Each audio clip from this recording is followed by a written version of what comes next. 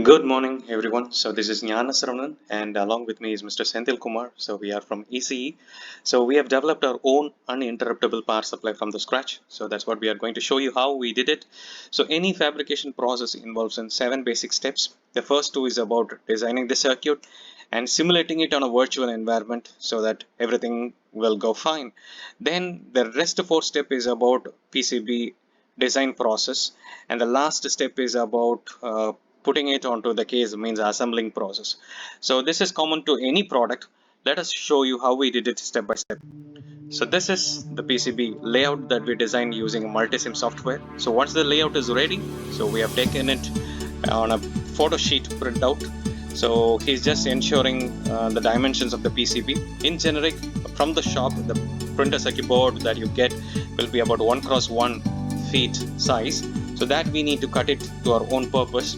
So he's just ensuring the dimension and he's just going to make a manual cutting. So we have used a manual cutting process just to give you confidence that anybody can do it. So if you have a mechanical tool, you can cut it very easily.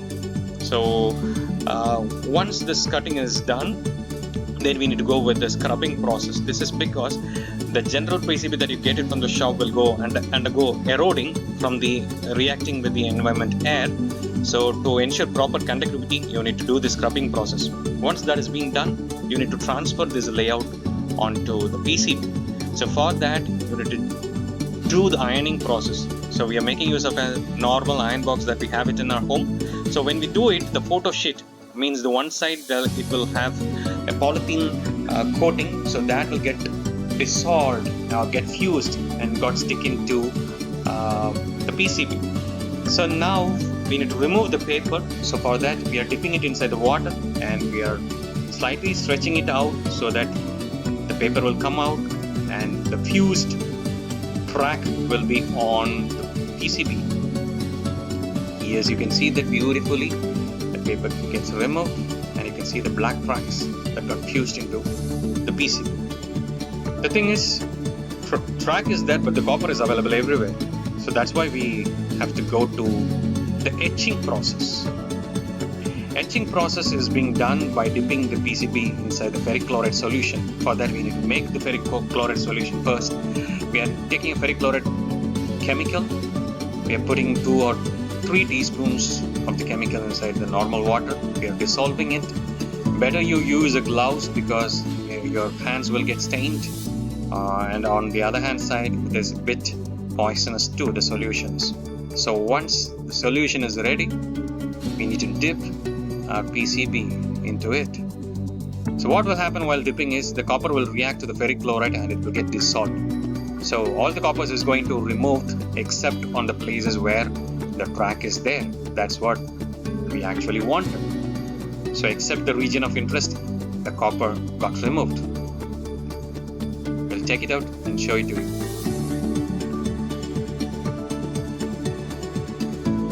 Yes, look here, beautiful. So now we need to drill and make holes so that we can insert the component.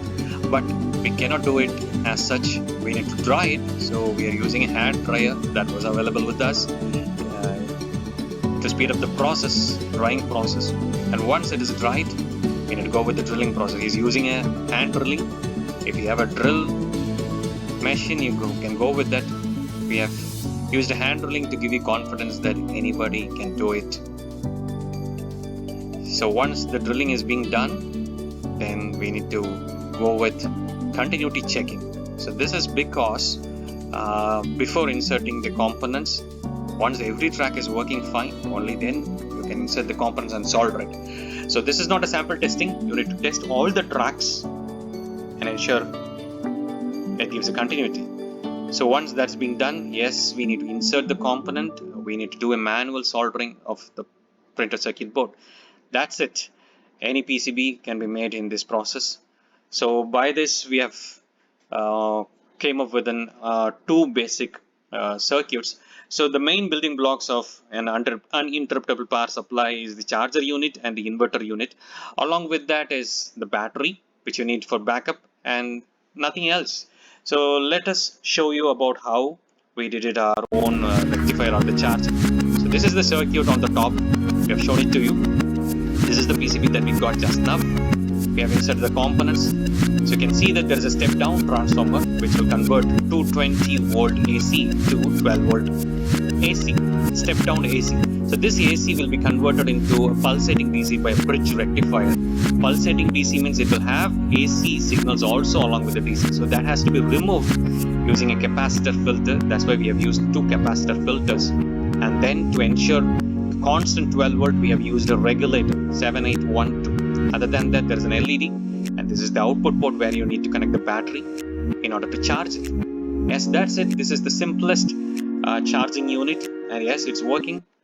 And once the charger unit is ready, we need to go with the inverter circuit. And this is the inverter circuit. You can see the circuit diagram on the top. So this is the input port, and this is the output port where you need to connect the AC load. And this is the step up transformer. We have managed to seat it on the PCB itself. You can see this is the PCB side.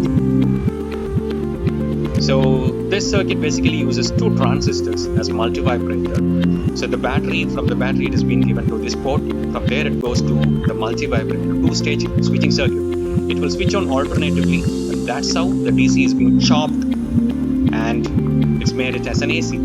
So this is basically a square wave inverter, not a sine wave inverter. It's a first generation square wave inverter. So the square wave is being given to the primary 12 volt, and at the secondary you get 220 volt AC. So primary, secondary, 220 volt AC. This AC is being given to the load, yes, or the socket where you can connect the load. That's it. This is the input port, and that's the output port. We are done with the inverter. So finally now we need to connect all the circuits. Yes, this is the charger unit to the battery, and from there to the inverter, and from there to the load. Yes, let's check whether it works. Additionally, I have given to a switch to have the control over the inverter. I'm turning on the switch. It works fine. The bulb glows. Switching it off. It turns off. Yes, everything is fine. I have put it on the case. I'm going to pack it. Before that, let me show you. This is the inverter, this is the charger, step down transformer, battery, load, everything is fine. And this is the switch. I put it on the front. Yes, it works. Again, it works fine. Let us pack it up and let me show you how the product looks like. Yes, I'm packing it. And here we go. This is our product. We have used luminous power UPS cabinet, and it looks exactly like a professional one. See, it works fantastic. I'm so happy to develop our own UPS from the scratch. Even you can do it. Just follow the same steps that we did it. Yes, it works fine. Anyone can do it.